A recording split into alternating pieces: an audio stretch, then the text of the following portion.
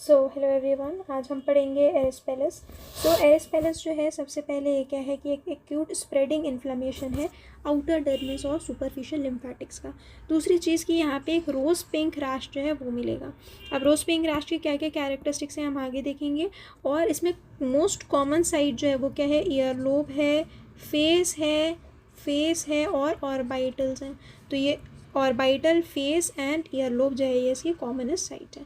उसके बाद ये जो रोज़ पिंक रैश हम फोटो देख लेते हैं, तो ये जो है ये रोज़ पिंक रैश जो है ये फ़ोटो में दिख रहा है। अब ये रोज़ पिंक रैश जो है ये कैसा है, रोज पिंक रैश जो है वो फास्ट स्प्रेडिंग है, क्योंकि हमने क्या बोला था, acute spreading inflammation of the upper dermis and the superficial lymphatics. तो ये क्या है, फास्ट स्प्रेडिंग है। और ब्लांचेस ऑन प्रेशर है। यहाँ पे जो मार्जिन है वो रेज्ड एंड शार्प मार्जिन है। ये जो रैश है इसकी मार्जिन जो है वो शार्प एंड रेज्ड मार्जिन है। दूसरी चीज़ कि यहाँ पे जो डिस्चार्ज है वो कैसा है, यहाँ का जो डिस्चार्ज है वो है सीरस टाइप का। वेयराज सेलुलाइटिस में कैसा था, ये पुरुलेंट टाइप का था।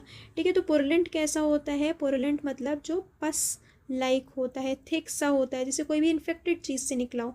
और सीरस जो होता है वो होता है थिन वाटरी टाइप का, जैसे सीरम होता है वैसे होता है सीरस डिस्चार्ज। अब यहाँ पे जो है एक चीज़ हमें ध्यान रखनी है, हमने पहले रोज़ पिंक रैश का जो है वो रोज़ पिंक रैश जो है उसका हमने कैरेक्टरिस्टिक देख लिया कि ये क्या है, रेड कलर का है और मार्जिन्स कैसी हैं, शार्प एंड रेज्ड मार्जिन है। उसके बाद ये स्प्रेडिंग, फास्ट स्प्रेडिंग है और ब्लांचेस ऑन प्रेशर है। अब हमें इसका डिस्चार्ज भी देख लिया कि डिस्चार्ज कैसा है, वो है सीरस टाइप का। अब मिलियन ईयर साइन, तो मिलियन ईयर साइन का क्या कॉन्सेप्ट है कि मिलियन ईयर साइन जो है वो पॉजिटिव है, किस में, एरिस्पेलस में। यहाँ पे ये चीज़ बोली गई है कि जो ईयर लोब है, ठीक, तो ईयर लोब में जो है जो स्किन है वो किससे है, अडहेरेंट है, किससे, सबक्यूटेनियस टिश्यू से। मतलब ये है स्किन, ये है सबक्यूटेनियस टिश्यू, तो ये इससे एडहेरेंट है, किससे, ईयर लोब में। तो सबक्यूटेनियस टिश्यू का इन्फ्लामेशन जो होता है, अगर इसमें इन्फ्लामेशन होता है तो इसको हमने क्या कहा था, सेलुलाइटिस। और यहाँ पे स्प्रेडिंग इन्फ्लामेशन किसका था, स्किन का हो रहा था, which is upper dermis and superficial lymphatics. तो वो क्या था, एरिस्पेलस। तो यहाँ पे सेलुलाइटिस पॉसिबल ही नहीं है, यहाँ पे सिर्फ एरिस्पेलस जो है वो मिलेगा, क्योंकि एरिस्पेलस क्या है, इन्फ्लामेशन है ऑफ द स्किन। तो इसीलिए ईयरलोब जो है, ईयरलोब मिलियन ईयर साइन जो है वो पॉजिटिव है एरिस्पेलस में और नेगेटिव है किसमें, सेलुलाइटिस में। अब इसको हम डिफरेंशियल डायग्नोसिस कर सकते हैं हर्पीज जोस्टर से।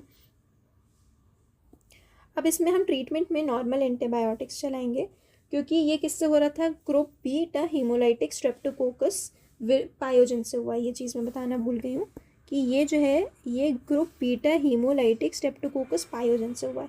तो हम यहाँ पे मेडिकेशन से, एक बैक्टीरिया से हुआ है, तो यहाँ पे मेडिकेशन जो है वो पेनिसिलिन, क्लिंडामाइसिन, एरिथ्रोमाइसिन, इनसे हम चला सकते हैं। अब अगर रिकरेंट हो रहा है एरिस्पेलस, अगर रिकरेंट एरिस्पेलस है, तो ये जो है हम लॉन्ग टर्म पेनिसिलिन जो है वो 2 साल के लिए चलाएंगे, मंथली।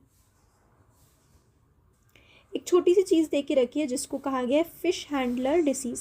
सो ये फिश हैंडलर डिसीज़ क्या है, कुछ नहीं है, बस सेलुलाइटिस और एरिस्पेलस को साथ में अगर देखें तो वो होगा ये। तो ये both the features of erysipelas and cellulitis. Thank you.